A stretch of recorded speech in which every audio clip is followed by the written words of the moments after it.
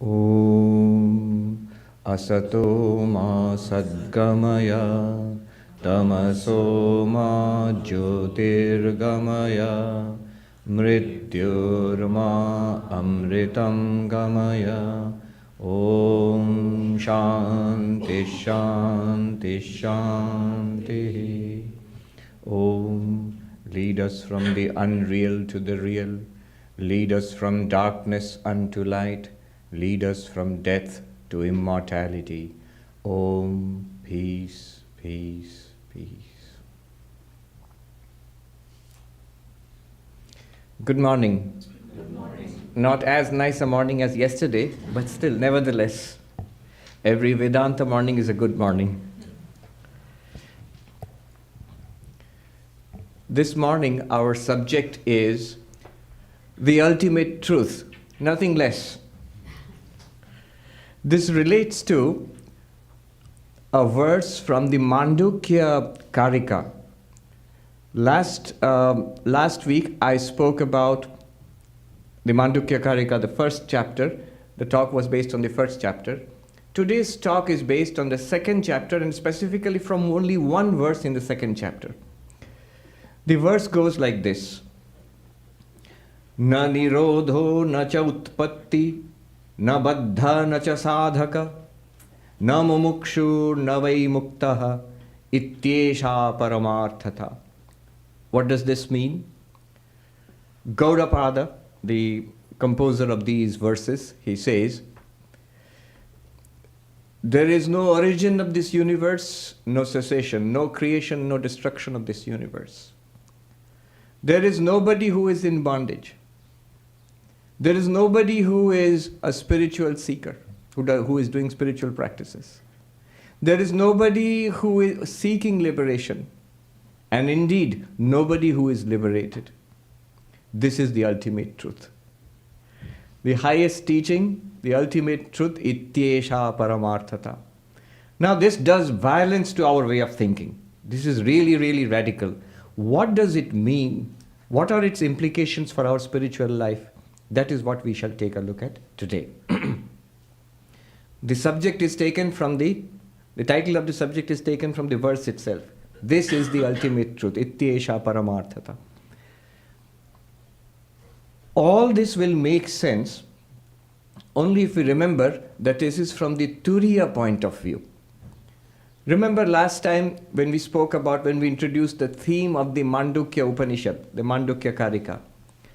Like all Vedanta, like all Upanishads, it teaches us that our reality is the ultimate reality. God is our own reality. You are Brahman, this is the ultimate reality.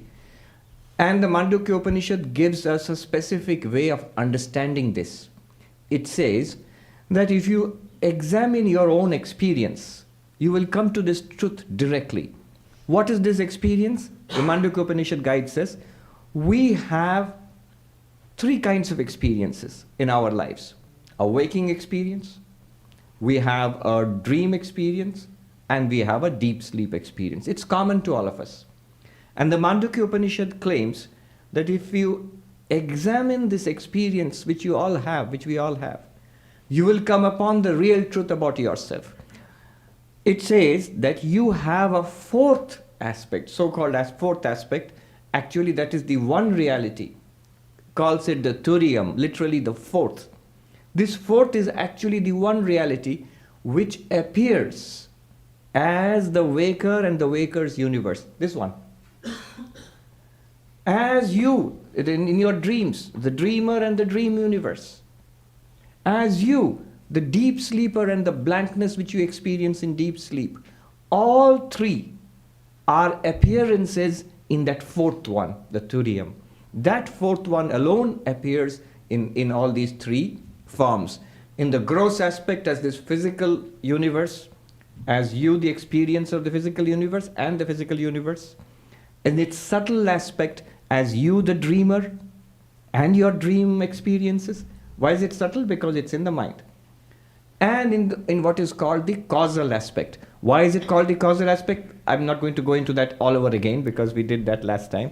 The causal aspect is the deep sleep. You experiencing the blankness, the darkness of deep sleep. All of these are appearances. They appear and disappear in one consciousness, which is the Turiya, which is your real nature. Right now, you think of yourself as this person. This seems to be the indubitable truth for us, that I am this person. What Vedanta claims is, if you investigate in this method of the waking, dreaming and deep sleep, if you investigate, you will come across the real you. Not this person, but the witness of this person, the Turiya, in which this person is arising, shining and falling again. From that Turiya perspective, Gaudapada composes this verse. You see, what is religion and spirituality? What does Vedanta, indeed any religion, Buddhism or even the theistic religions, Christianity, Islam or Vaishnavism or Shaktaism, all of them, what do they tell us? We are in suffering. We are in samsara. The word used is baddha. We are in bondage, in suffering. The language used may be different. Some may say you're bound by your karma, others might say you're bound by the original sin, whatever. But we are in suffering. We are experiencing suffering. The Buddha says, the beginning of Buddhism is the acknowledgement that all is suffering. So we are bound, we are in suffering. And the claim is that if you go through certain spiritual practices, in Sanskrit, if you become a sadhaka, a spiritual practitioner. It could be of various kinds of practices, depending on the religion, your particular choice, your particular approach, philosophy. It could be meditation, it could be doing good to others, it could be love and devotion and surrender to God, it could be Vedantic analysis, karma yoga, bhakti yoga, raja yoga, jnana yoga, it could be any kind of practice.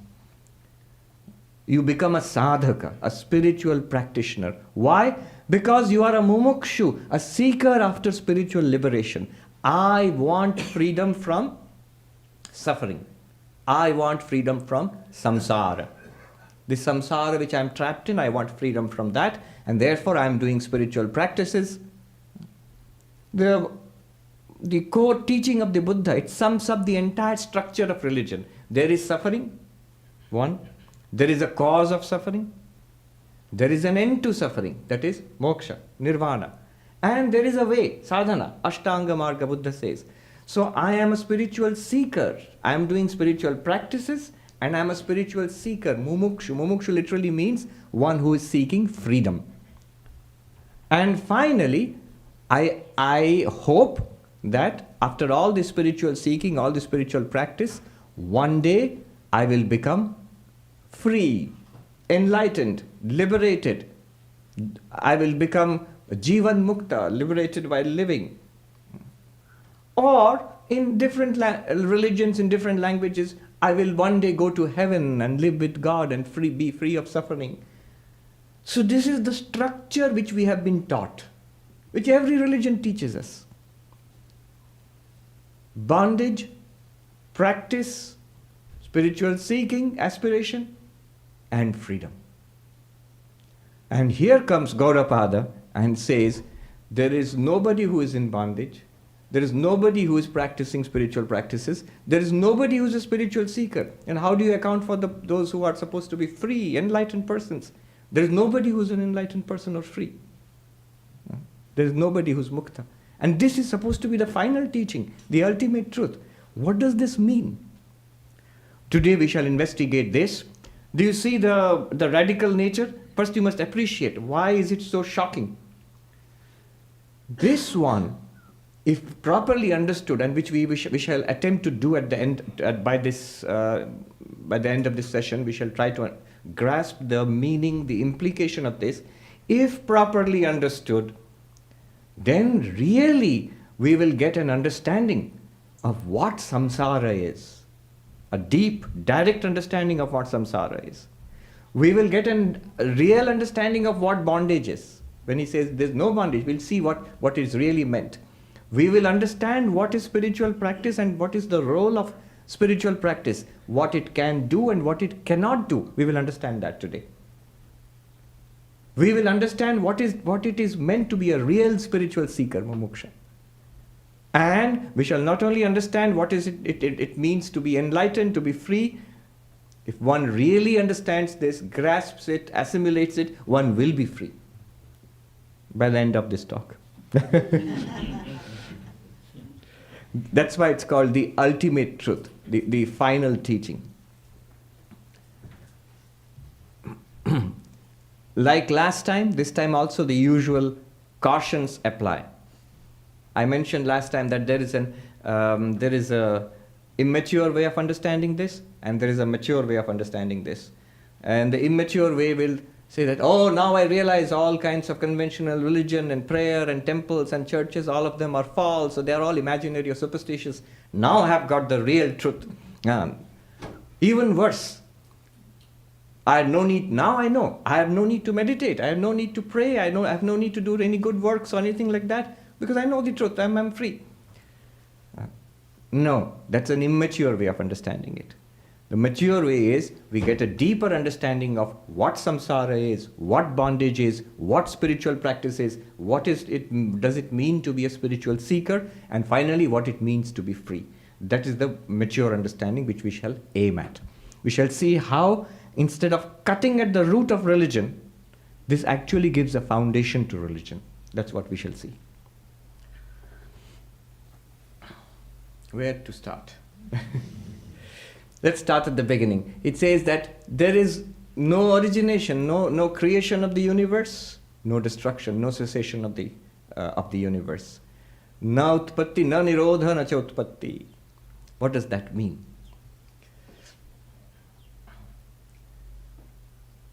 We will approach it in different ways in Advaita. Let's take them one by one. Let's take a simple example, which I've used often. From a clay, a potter fashions a pot, makes a pot, right? So our normal way of saying this is that the potter produced a pot. But if you examine the pot, what do you find? When you touch it, you find you are touching clay. When you see at the top, it is clay. When you see the bottom, it is clay. Inside, it is clay. Outside, it is clay. When you weigh it, it is the weight of the clay.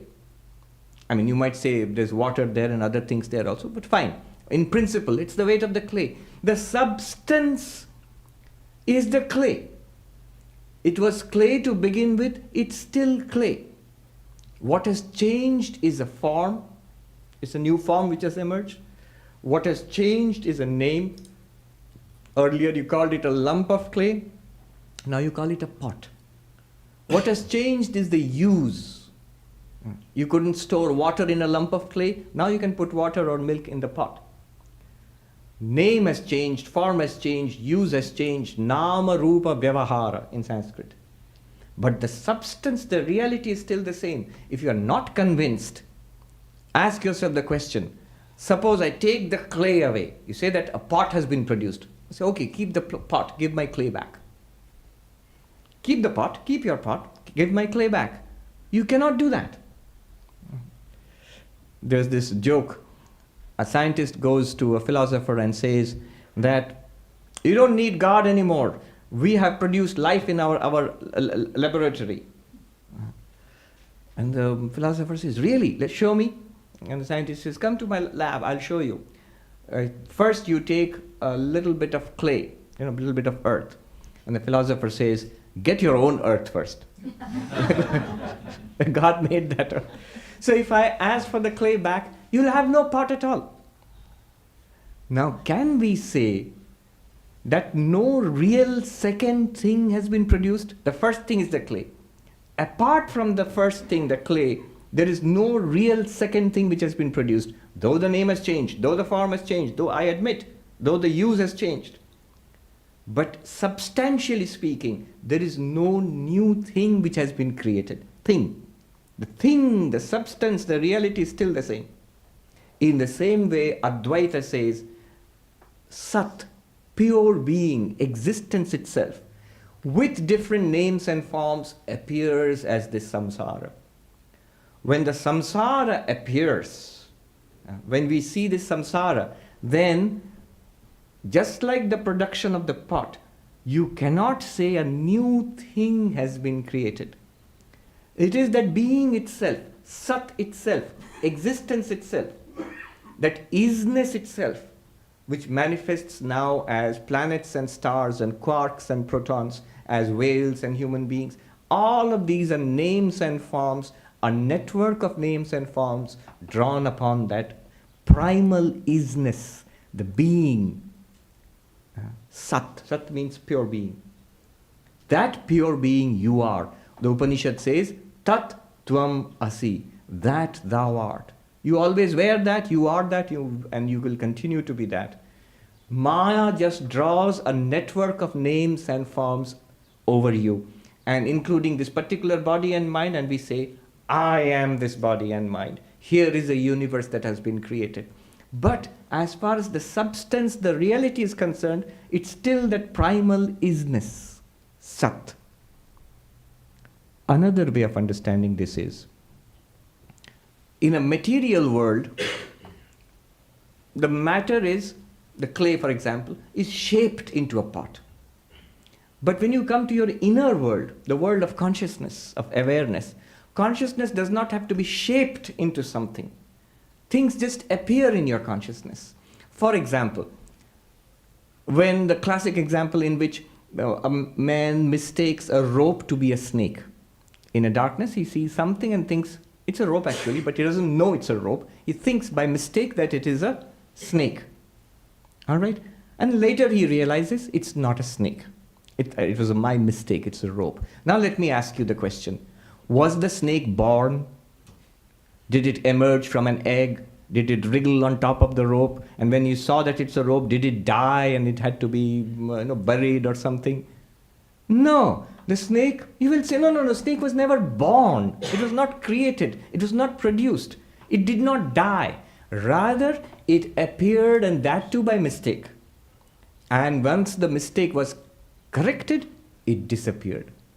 The claim in Advaita Vedanta is this entire universe which we are experiencing. How do we experience it? Waker's world, this one. The dreamer's world, when you sleep and dream. And the deep sleep darkness. These are the three types of experiences which we have, variations. All of them appear and disappear like the snake in the rope. They appear and disappear not on a rope, on you, the consciousness. That consciousness is a Turiyam. Can you really say, just like the snake was never born really, never died really, this universe which you experience, you are experiencing it in your consciousness.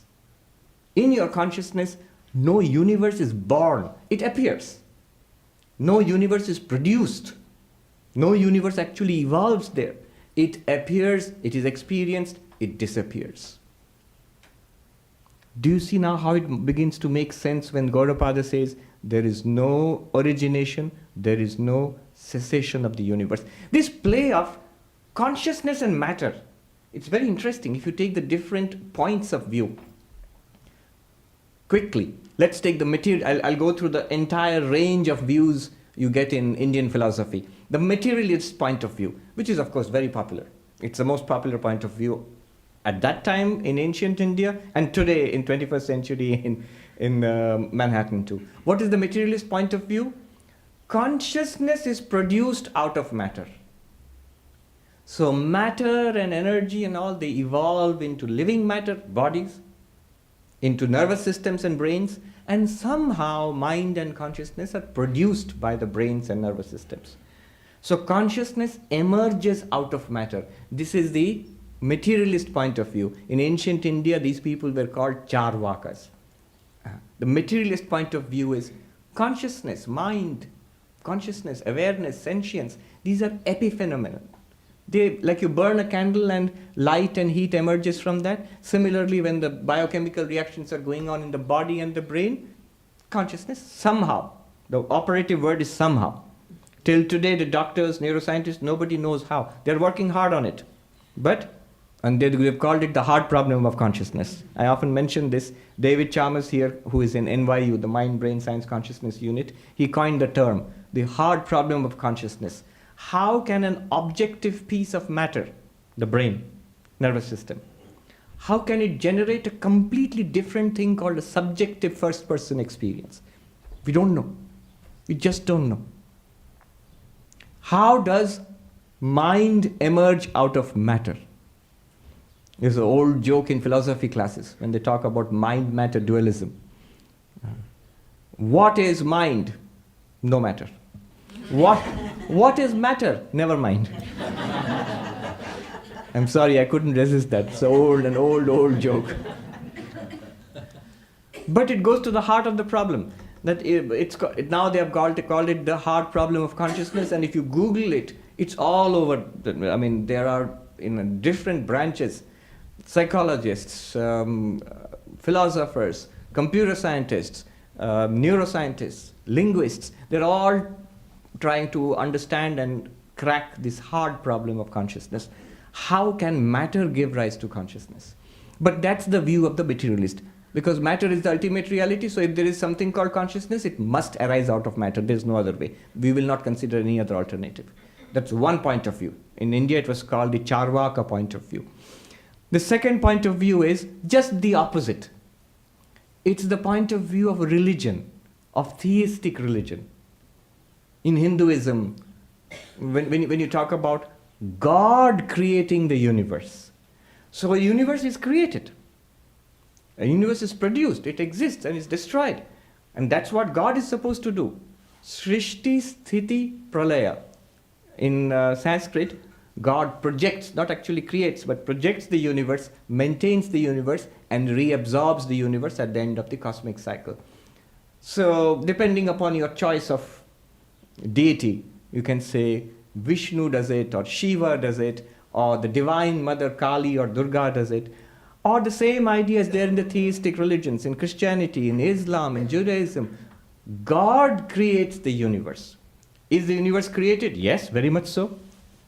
Where is it created from? Is God consciousness? Yes, definitely. Whatever your idea of God, in whichever religion, nobody will say God is a block of stone. They'll say God is consciousness, God is sentient. So, the material universe, matter, time, space, energy, emerges out of consciousness. If you take the principle behind it, this is just the opposite of the materialist approach, Charvaka. So the theistic approach, whether in Hinduism or in any other theistic religion, that matter emerges out of consciousness. Second approach. Third approach is the eternal duality of consciousness and matter. This is held by Sankhya philosophy, by yoga philosophy, by Jaina philosophy. They say neither emerges out of the other. Consciousness is eternal. Matter, space, time, energy, eternal. So this time, space, matter, energy, they lump it together and give it one word, Prakriti, nature. Prakriti, that's the Sanskrit word for nature. Nature is eternal, it is not produced from something else. And what about consciousness? Consciousness is also a fundamental reality. It coexists with nature like two parallel lines. Consciousness, Sanskrit word Purusha, nature, Sanskrit word Prakriti. They eternally coexist. Neither one produces the other. And they interact. The interaction of consciousness and nature is samsara. If that sounds too abstract, it's not at all abstract. It's very much concrete for us. Right now, what you consider yourself to be right now, is an interaction of nature and consciousness, Prakriti and Purusha. You, the sentient being, with this body provided to you by nature, with this mind provided to you by nature, you are one package, but with two components, Purusha, Prakriti. And this is samsara. So this parallel coexistence of consciousness and matter and energy and time and space, this is the view of Sankhya, yoga philosophy, Patanjali yoga philosophy, Jaina philosophy. Next comes the Buddhist. I'm taking one point of view, the Tibetan Buddhist, the Mahayana point of view, specifically Madhyamaka and Vijnanavada point of view. What they say is, yes, matter, nature and the objective universe and the subjective consciousness, the two, the self and the not self, Both are empty. They are neither produced from each other, nor are they continuing parallelly with each other. The real nature of both is emptiness, shunyata. They have terms for that. Dharma shunyata, by which they mean the emptiness of the objective universe. And Pudgala Nairatmya, Dharma Nairatmya and Pudgala Nairatmya. Nairatmya means the self, non-self nature. The self itself is, if you analyze it, it's revealed as empty. There is no such thing as a self. And what about the external universe? No such thing as the external universe. So both consciousness and matter are revealed to be empty, shunya. That is the Buddhist approach. And if anybody is philosophically trained, yes, I am oversimplifying a little bit. I can see if a philosopher might be rolling his eyes. But for this purpose, it will bring out what I'm trying to say. I'm trying to just simplify and put the different points of view in one framework. Then comes the non-dualist framework, which we are talking about, where consciousness alone is the reality, and that which we take to be the non-conscious, matter, time, space, bodies, our samsara, this world, these are appearances in consciousness, not apart from consciousness. Just like a dream, when you go to sleep and dream, all the things that you see in the dream have no existence apart from your own mind. In the same way, this entire universe which we experience has no existence apart from consciousness. Non-dual. The consciousness is non-dual, meaning there is no second thing apart from consciousness. Non-dual, not two. So there is no second thing apart from consciousness. If this non-dual consciousness is somehow regarded as the other, as a non-dual reality, then you get Kashmiri Shaivism, which talks about the Parama Shiva, Prakasha Vimarsha Swarupa, of the nature of light, of consciousness, Prakasha, light like consciousness, and reflectivity, self-awareness, Prakasha Vimarsha Swarupa. Of course, in Kashmiri Shaivism also, Shiva is your real nature, but that's not so stressed so much as the Shiva nature is stressed. Or you can get another variety of non-dualism, which is what we are talking about, which is what Gaudapada is talking about. You are that non-dual reality. You are that consciousness, that Turiya. In you, the consciousness, the entire universe is an appearance, not apart from you, not a second thing apart from you. Hence, you are that non-dual consciousness, Turiyam. You are the universe. Whatever you are experiencing right now, it's you, the consciousness. Both of these statements are true. Either I am all of this, or I am none of this. When we are in ignorance, when we are not aware of our real nature, the sign of ignorance is that I say, I am this, and nothing apart from this. This is me, and that's not me. The enlightened person would say it is true to say, I am all of this, or I am none of this. To get stuck in a particular body, mind, and personality, that's ignorance. You step back from a particular body, mind, and personality into the background consciousness, the Turiyam, that's enlightenment. So from this point of view, the universe is not produced. It is not destroyed. It is nothing other than you. It appears in you, it shines in you, and it disappears within you. Na baddhaha. There is no one who is bound.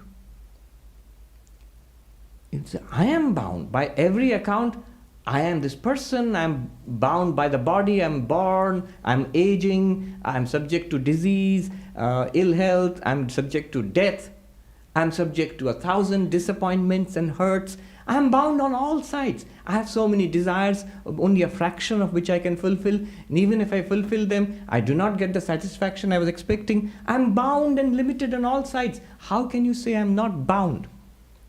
Gaudapada boldly says, you never were bound. You are not bound, you never were bound, neither can you ever be bound. How is that possible? He says, just take a look at the things which you say bind you. Are you bound by the body? Are you not the consciousness which witnessed the little baby's body, the child's body, the teenager's body, the young person's body, the middle-aged person's body, the old person's body? The body keeps on changing. Can you hold on to anything? Can you hold on to a particular age? Is that I want to hold on to, what do they say? Forever 16. I want to hold on to that, forever 16. Or forever, some word, forever 21 or something like that. Forever 21. Oh. It is there. Is it a clothing store or something? Yes, it's a clothing store. So I want to hold on to that. Gaudapada says, neither can you hold on to that, nor can that hold on to you. It came and went. You cannot hold on to it. With whatever amount of yoga and gluten-free you do, it will still go. It comes and goes.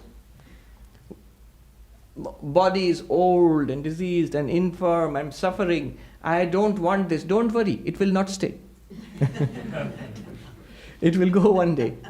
It will not hold on to you either. Neither the body holds on to you, nor you hold on to the body. The mind, I am the mind, right? No, not really. How many times the mind has woken up in the morning? How many times the mind dreamt? How many times the mind slept? And you are the witness of all of them. The way they teach is very interesting. I'll give you, it doesn't have the same force in English maybe, but I'll still try it. It's very simple, almost homely, but the truths are very profound. The teacher is saying, the Vedanta teacher, are you happy? Tell me, are you happy or are you sad? He says, sometimes I'm happy. Always happy? No, sometimes I'm sad. And the teacher said, how is that possible? How can you be two things? So what do you mean? Follow this carefully. It might sound simplistic, but it's very profound. How can you be two things? Sometimes I'm happy, sometimes I'm sad. The teacher actually said in Hindi, Kabhi main gaay, kabhi gadha. How is that possible? Sometimes I'm a cow, sometimes I'm a donkey. And then we say, oh, I see what you mean, teacher. Oh, right. And in that sense, what I meant was, not that sometimes I'm happy, sometimes I'm sad, but sometimes there is a feeling of happiness, sometimes there's a feeling of sadness. Now we come to the point. So sometimes there's a feeling of happiness and you own it and you say, I am happy. Sometimes there's a feeling of sadness which arises in you, the same awareness. And you own it and you say, I am sad. And yet, you cannot be both. You are that which was there before the happy feeling came. You are that which was there before the sad feeling came. When those feelings come, you grasp it, you identify yourself with it, clutch it to yourself and say, I am happy, I am sad. No, you are the one which is free of happiness and sadness. You are the one which is the witness of happiness and sadness, witness of their arrival, witness of their stay, witness of their departure. Look at your experience. Is it not true? What sticks to you? Does happiness stick to you? Has it ever till today stuck to you? No. What sticks to you? The deepest misery, the greatest trauma of my life, the greatest cause of regret of my life? No. Every day when I fall asleep, suppose I have a great sorrow in my heart. When I fall asleep, it's gone. When the mind shuts down, the sorrow which it bears also goes away with the mind. And in fact, if I'm honest, in my day, throughout the day, when I'm awake, even this overwhelming sorrow, how long does it stay? It does come and go. I must admit, it comes and goes. It lessens and increases. So, none of them stick to me. You are the one, the Teflon, non-stick, that non-stick consciousness to which the mind does not stick. The body does not stick. In fact, consciousness is never bound. Neither in Sankhya philosophy nor in Vedanta philosophy. In Sankhya philosophy, consciousness experiences a real world. But even while experiencing a real world, consciousness is not bound by the real world. It's like the blue sky. So nice and bright and beautiful yesterday in the morning, now full of stormy clouds racing across the sky. It's still that same sky. Not affected in the least by the clouds. It looks like that. We are affected by it. The sky is not affected by it. You, the consciousness, the Turiyam, you are not affected by the storms in the mind, the ups and downs which come because of the mind or of the body. And they appear in the body like the clouds in the sky, and they disappear back. And the body-mind appearances come in you, the consciousness. They appear in you and they disappear, they melt away within you again. You, the consciousness, you are the experiencer, but ever unaffected. Sankhya philosophy, which accepts dualism.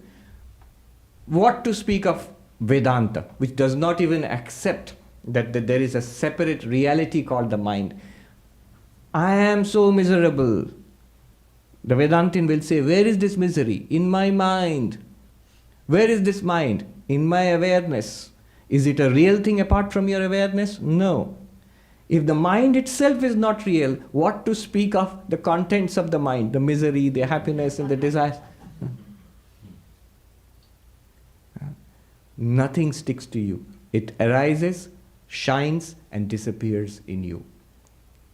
Na baddha. Nobody was ever bound by anything in any life, anywhere. How do we get bound, this feeling of getting bound? Again, an example they gave when they teach Vedanta in India. This is the Ganga river is flowing. I've actually seen this. Sometimes a dead body floats past. Sometimes flower garlands float past. Now if you jump into the river and swim mightily and clutch the dead body, the rotting body to yourself and say, I'm so dirty, I'm impure, I'm a sinner. You have clutched it. And then you claim that I have become impure and I'm a sinner, I am dirty. Or the flower garlands, you clutch it and you say, now I have touched something purified, was discarded from a temple, I am elevated. Both dharma and adharma, the good and the bad, the elevating and the demeaning, they float past you in the stream of the mind. You are the consciousness sitting on the banks of the river of the mind, watching. Why do you have to jump into the mind and go and clutch that one or this one, and then own up to it and then cry, I am horrible, I am a sinner, I am depressed. Or look at me, I am so religious, I am so pure, I am so good. None of them. They float past you in your awareness. You don't have to clutch any of them, because we get hold of that and hold it to ourselves, and then we cry, I am bound. Consciousness, this is the principle. Consciousness is never bound. It seems to be bound only when it imagines an other within itself and then establishes a relationship with that other. In your dream, how can you be bound? You see so many things and so many people in your dreams, and then you establish relationships with those people and things in your dreams. Then you are bound. But really speaking, all the people that you see in the dream, all the things that happen in the dream, they are you only. They all appear in you and they disappear in you, and they are not really there. They are imagined in consciousness. I'll give you a definition of falsity, a technical definition, but a very powerful definition. It's used in Advaita Vedanta, in advanced Vedanta philosophy. Listen carefully. It sounds complicated, but it's actually very simple and very powerful. The original Sanskrit is this. Swatyanta bhave bhasamanatvam mithyatvam. Swatyanta bhava adhikarana bhasamanatvam mithyatvam. What does it mean? Something which appears in the locus of its absence is defined as false. I'll repeat that again. Appearing in the locus of its own absence is falsity. Explain. Yeah, many of you are getting it. Take the classic example of rope and snake. The snake appears in the rope, but really there is no snake there. So the snake is appearing where it is not there. In the rope there is no snake at all. It's a mistake. But you saw it by mistake, just for a flash maybe. So it appeared in the locus. Locus means the place. The place means that rope. In the place where there was no snake, a snake appeared. That snake which appeared in a place where there is no snake, that snake is a false snake.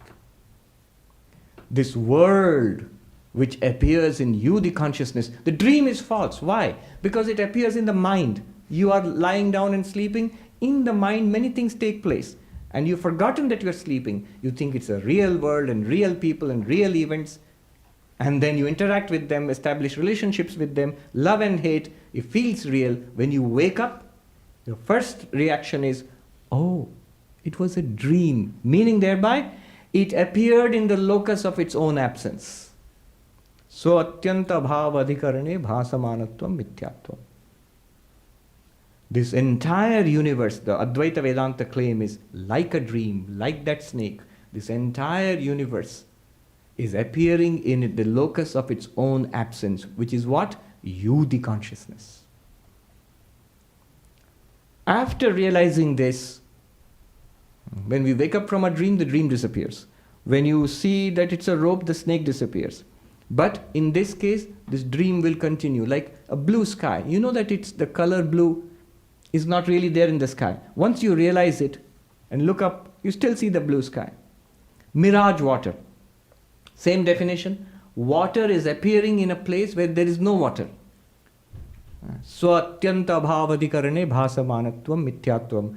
Appearing in a locus of its own absence is falsity. The water appears in a desert where there is not a drop of water. That's why you call it a mirage water. It's not really there. After you realize that, when you look back upon it, what do you see? Water. It still looks like water. Similarly, when you realize this entire world, body, mind, this person, and all other persons, they are all appearances in me, the one consciousness. They are appearances in the locus of their absence, which is me. Then the falsity of the world is realized, and yet you continue to experience this. Then all things become entertainment for you. For a jnani, everything is entertainment. Everything is fun. Life becomes joyful, full of fun, it becomes a blissful, they call it a river of bliss. Na baddha, there is no one who is bound. I'm just reminded of something in the earlier point, that consciousness is fundamental. We were talking about consciousness arising out of matter, or matter arises out of consciousness, or consciousness is fundamental to the universe, neither arises out of the other. David Chalmers, who is here in the NYU Mind-Brain Consciousness Unit, he says in one place, in an interview, he said, quite humorously, that if you contemplate the hard problem of consciousness long enough, you become a panpsychist. Panpsychism means consciousness is fundamental. It's not born out of matter. It exists along with matter, space, time, and energy. Either you become a panpsychist or you go into administration. You begin to believe that consciousness is fundamental. It has not originated from matter. Here is a person who is not influenced by Eastern mysticism or Eastern philosophy. Here is a person who is not at all a mystic of any sort, but he is a very hard-headed philosopher and would be happy to describe himself as a materialist. But he says, we just cannot accept that consciousness was born out of matter. There's no way of explaining it. Anyway, going ahead, na sadhaka. Now we are beginning to get the hang of what Gaudapada is doing. He is using these provocative words. There is no universe which was born. There's nobody who is bound. Nobody who's a spiritual practitioner. But basically he's pointing to Turiya, the ultimate reality, in all of these. Na sadhaka. There is nobody who's a spiritual practitioner. About spiritual practice, let me make a few quick observations. The word sadhaka relates to another word in Sanskrit, sadhana, and another word, sadhya. What do these words mean? Sadhya means a goal which I have to reach. Sadhana means the instrument that will take me to that goal. And sadhaka means one who operates that instrument. So I want to come to the Vedanta Society. The goal is that, sadhya. Then what is the sadhana, the instrument? The subway. And then I become the sadhaka who uses the subway to come here. So basically it is cause and effect. If I do this, this will happen. If this, then that. This is causality. All spiritual practice depends on causality. And Gaudapada says, Turiyam, the ultimate reality which you want to realize, is beyond causality. You cannot do something and get it.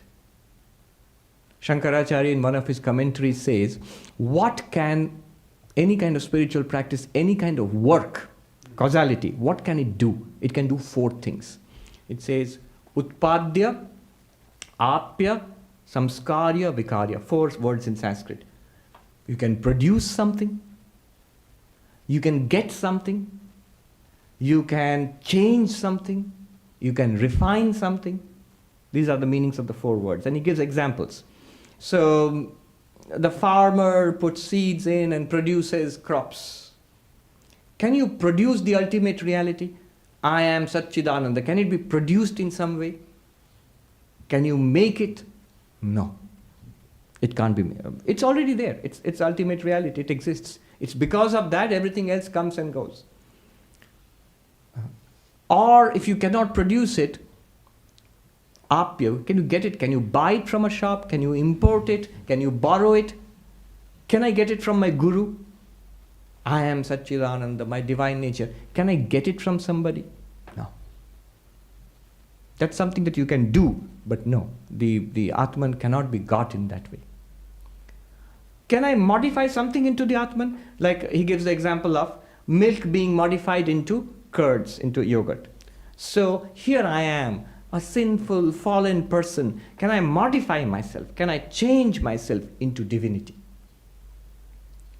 I am a body and a mind. Can I become pure consciousness? Can I change myself into? No, that also you cannot do. The 4th option is refine, samskarya. So the building needs a facelift and you paint it.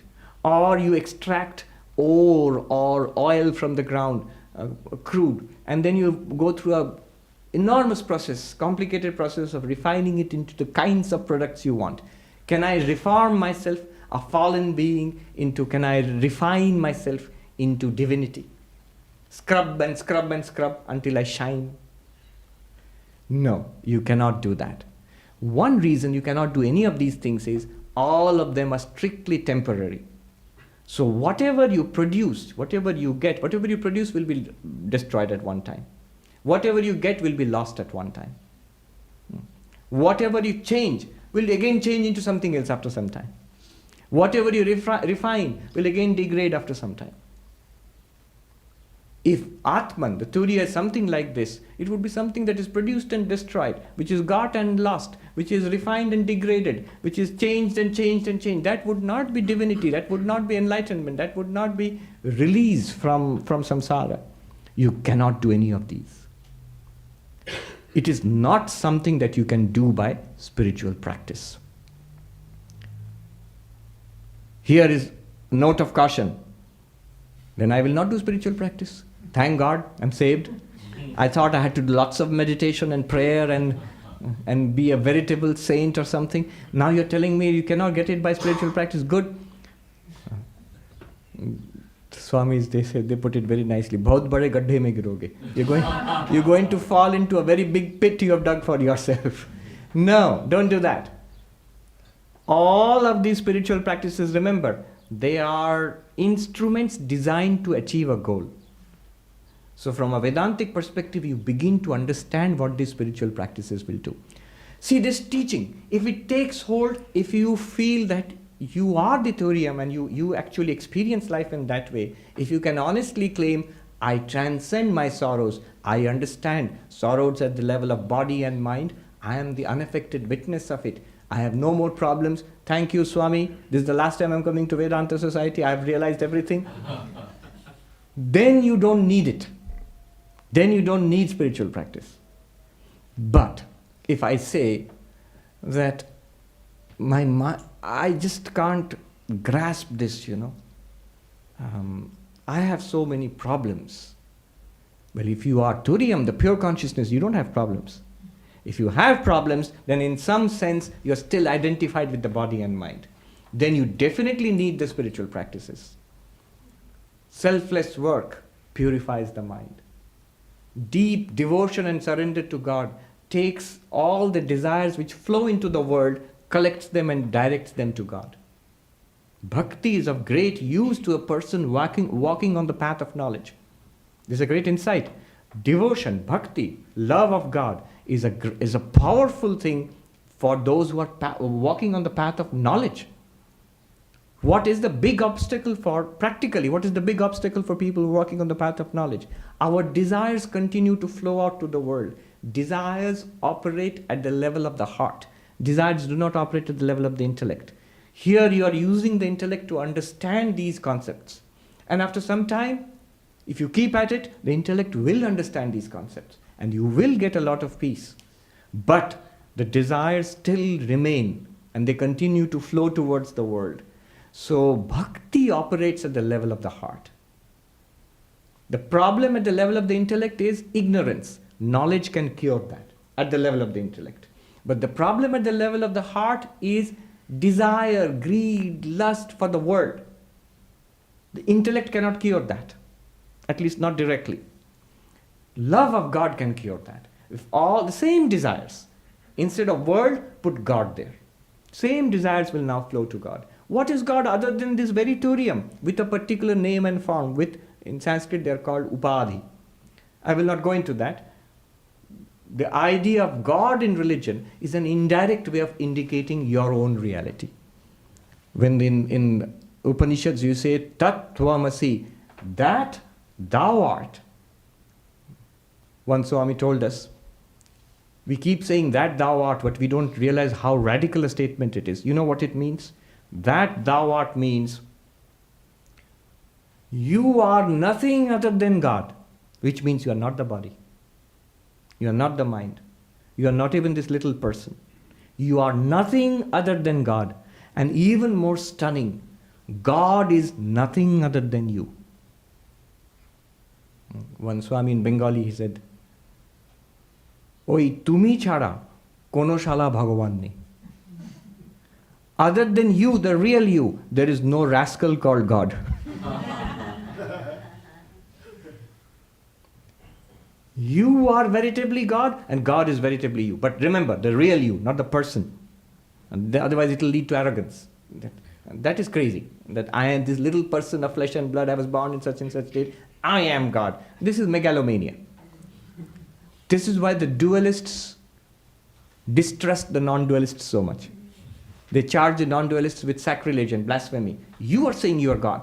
But you misunderstand us, sir. I am not saying as a little person. When I say that I am God, I mean all of us. When the enlightened person realizes that he or she is one with God, realizes that everybody is one with God. God, Brahman alone shines in all these bodies and minds. Not only me. So, nacha sadhaka. Na mumukshu. There is nobody seeking moksha. Moksha means freedom. Moksha means freedom. Freedom from samsara. That's the story we've been told. That you are in samsara because of your past karma. You are born in this life. Whatever karma you do now, good or bad, will give you results in future lives. And you keep going through this cycle of birth and death. So all Hindus and Jains and Buddhists, the Sikhs, the Indian religions, they believe in this cyclic theory. And we want freedom from this. The cognate to this in the Semitic religions would be salvation. Going to heaven and staying with God. And here Gaudapada comes and says, Na mumukshuhu, there is nobody who is seeking moksha. Again, you understand he's talking from the Turiya point of view. Shankaracharya, in his beautiful hymn, Chidananda Rupaha Shivoham Shivoham, I am of the nature of Shiva, I am pure consciousness, I am pure bliss. What does he sing? Na dharmo, na chartho, na kamo, na moksha. The four goals of human life: pleasure, power and wealth, and morality, decency, religion, dharma, artha, kama. And the ultimate goal is moksha. Here Shankaracharya says, I don't want pleasure. Well, all right. I don't want wealth. Okay, you're a monk. I don't even want the conventional morality, goodness, dharma. All right. I don't even want moksha. Why? Because you are always free. You are Brahman. Right? Chidananda Rupa Shivoham. Does Brahman want moksha? Does Turiya want moksha? No. Why would Turiya want moksha? Why would the ultimate absolute reality want moksha? Freedom from what? Where there is only one reality, freedom from what? But you are that one reality right now. What freedom are you seeking? And from what? A great teacher once wrote actually, for an enlightened person's perspective, the same consciousness merged without any names and forms in the deep silence of samadhi. It's like an ocean without any waves. And now the ocean breaks out into waves. Names and forms, people and animals and things and the body and the mind and stars and planets appear. They are waves in the same ocean which that enlightened person is. Now, here is the crucial point. Agraha nahi hona chahiye. The enlightened person must not have a preference for this or that. To erase the universe in the silence of samadhi, that also shows ignorance. Because you think that this universe is something different from what you get in samadhi. To prefer this universe and not samadhi shows an extroverted mind. I want these things. But these things are exactly what is there in samadhi. Na mumukshu. All right, follow this carefully. Very interesting point. I will use a few terms. You know, Brahman is regarded as Sat, Chit, Ananda, existence, consciousness, bliss. Because we do not know ourselves as that immortal existence, Sat, we have a desire to live. I must continue living in this body. Why? Because I do not know that I am that immortal Sat, pure existence. In Sanskrit, the word is jijivisha, desire to live, continue to live in this body, struggle to preserve this body. Because I think I live only in this body. Somebody went and reported to Ramana Maharshi that such and such person is dead. And he said, it's very good. Your own existence is indubitable. Why would you want to preserve the body? You exist in the waking. You exist in the dream without reference to the waking body. You exist in the nothingness of deep sleep also. Why would you want to hold on to a particular system of flesh and blood? We somehow, in spite of all philosophy, we think our only existence is this one. It's not. Jijivisha, desire to continue existing in this body. Another term, jigyasa, a desire to know. We think we know this much, and there are many, many things other than what is known that we would like to know. Jigyasa, desire to know. But we do not know that we are that one chit, one consciousness in which everything is appearing. Suppose in your dream there are many things, some of which you have seen, and you get the feeling there are some things which I have not seen, I must see that. But when you wake up, you realize whatever you saw in the dream was your own mind. All the time, the things known and the things unknown are all in your mind. Is it not so? In the same way, Chit, pure consciousness, is the one reality in which the entire universe appears. Not knowing that, we think we know this much, and there are things which we do not know. In detail, it may be true. When you are enlightened, you realize everything is that one consciousness. The details you may not know, but you know it is one consciousness. But anyway, jigyasa, desire to know. There's another word, bubhuksha, desire to enjoy. Why? Because I think my joy, my bliss depends on the things of this universe. The food and the drink and the company and the movies, the pleasures of the senses that I get. From gross pleasures to refined pleasures of the arts and the science and literature. All of that, they will give me pleasure. But I am Ananda Swarupa. I am the nature of bliss itself. It is my bliss which is reflected out there, and I borrow it and taste it. I go out hat in hand begging for my own money. I am borrowing my own bliss is lent to the world, and then I like a beggar, I seek that bliss outside. The word is bubhuksha. Now 3 words. Jijivisha, desire to continue living in this body. Jigyasa, desire to know the particular things of this world. Bubhuksha, desire to enjoy the particular things of this world. All of them stem from the ignorance of my nature as Sat, pure being, immortal being. Chit, pure consciousness. Ananda, pure bliss. In order to make me realize this, a new term is put forward. Mumuksha, desire to be free. Desire to live in the body, desire to know things separately in the world, desire to enjoy things in the world, all based on ignorance. Mumuksha, desire to be free, is also based on ignorance. What ignorance? That I am already free. I don't know that. Desire to be free. But this mumuksha cancels the other 3. It replaces the other 3. The desire to continue living in this body, desire to know particular things in the world, desire to enjoy sense objects, they are all replaced by an overarching desire to be free of samsara. That's mumuksha. But when we realize we are Satchidananda, that mumuksha also is gone. Because we always were free. That's why he says, na mumukshu, there is nobody who desires to be free. From Turiya point of view. And finally he says, na muktaha, nor free. There is nobody who is free. So what does that mean? How do you explain the enlightened people? All of these people, Ramana Maharshi and so many others, all throughout history, they were free, enlightened people. How do you explain that? What he means to say here is, there is freedom, but nobody who is free. What does that mean? To explain that, let me give another example. I have earlier mentioned this example. Nisarga Datta, somebody pointed out to him, he was regarded as an enlightened being. He lived in Mumbai a few decades ago, in a slum, but is regarded as an enlightened being. That book is there, very popular, I Am That.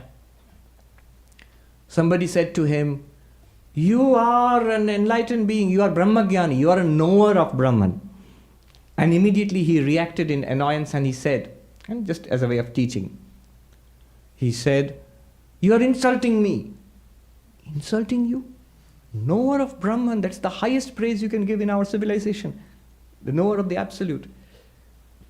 He said, I am not Brahmagyani, I am Brahman. I am not a knower of Brahman, I am Brahman. Pointing out thereby the secret of enlightenment. When you are enlightened, when you know that the Absolute, Turiya, it's not as an object. I know the Turiya, I know the Satchidananda, I know the Absolute, I know Brahman. No. You are that.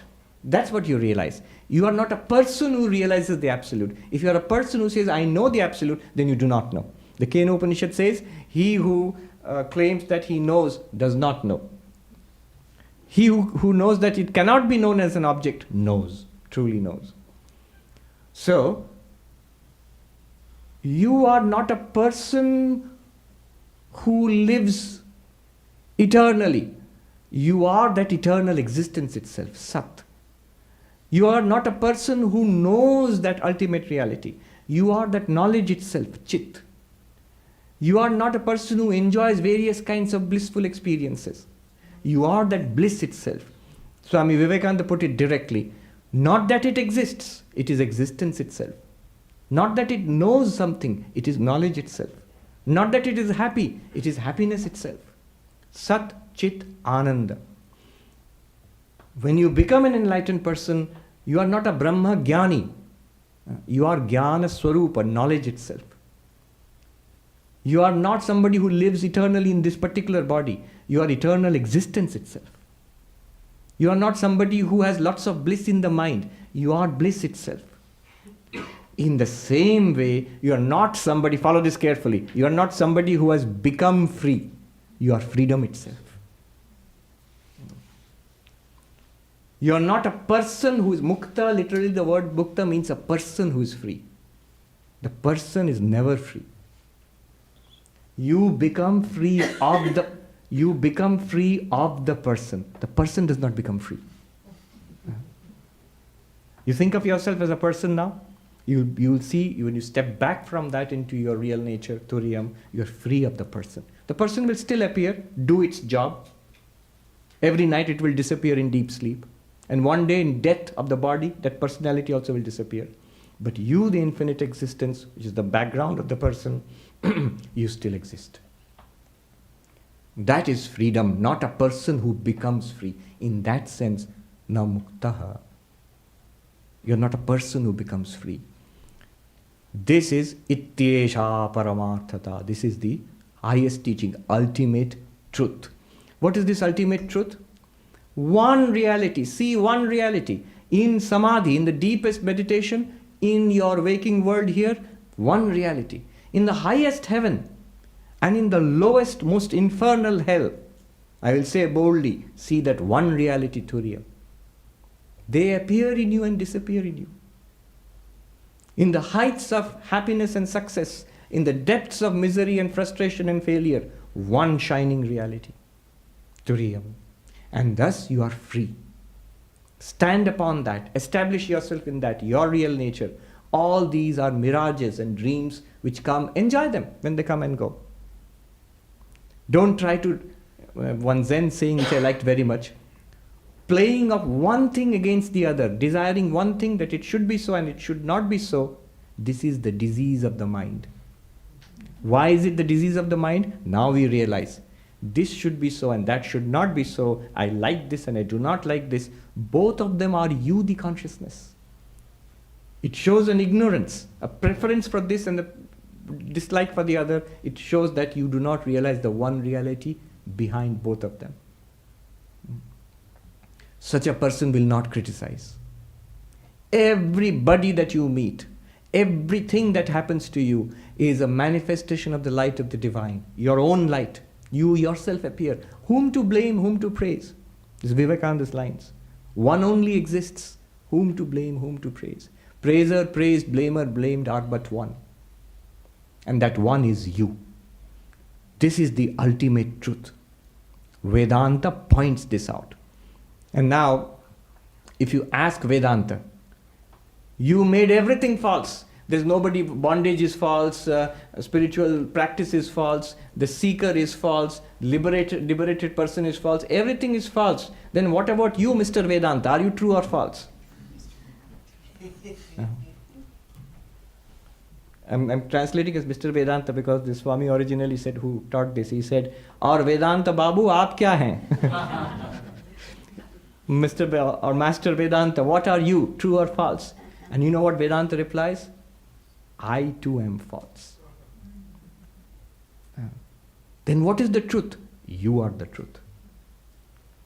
My only job was to show the falsity of the world, Jagat Mithyatva, and point towards the truth which you always were. Having pointed that out, please excuse me now, release me, let me go. I am also false. Don't hold on to me as the truth. Even Advaita says, it's also a methodology to point out the truth, the one truth which you are. Once you have got that, then let this go also. But warning, Vedanta leaves with a warning. Before you realize the illusory nature of the world appearance, before you realize the falsity of the world, before that if you consider me to be false, then you are trapped forever. You're trapped forever. You must use me to dissolve the world problem and leave yourself as the background, the adhisthana, the ground of that appearance. You are the only reality. This is the ultimate truth. I pray to the Lord that may we get this intuition in our very life, make this breakthrough. When once you walk through these doors and you look back upon the world and see it as yourself shining forth, the work is done. In Buddha's, there's Edwin Arnold, the song It is a beautiful poem he wrote about the light of Asia. No more is birth, no more is death, no more shall delusion weave her charms. I have known thee, this delusion of the world. Thy rafters and the roof of magic and spells, it's broken forever. I see the truth now, I am the awakened. I'm paraphrasing. His original words were much more beautiful. May we all get to say that in this very life itself. Realize the truth which is already ours. It's already ours, it exists now in full measure, right now. We just have to see it. With prayers to Thakurma and Swamiji, with their blessings, may we realize this great consummation, this greatest of all adventures, may it come to a culmination in this very lifetime of ours. Om Shanti Shanti Shanti Harihi Om Tat Sat Shri Ram Krishna Arpanamastu.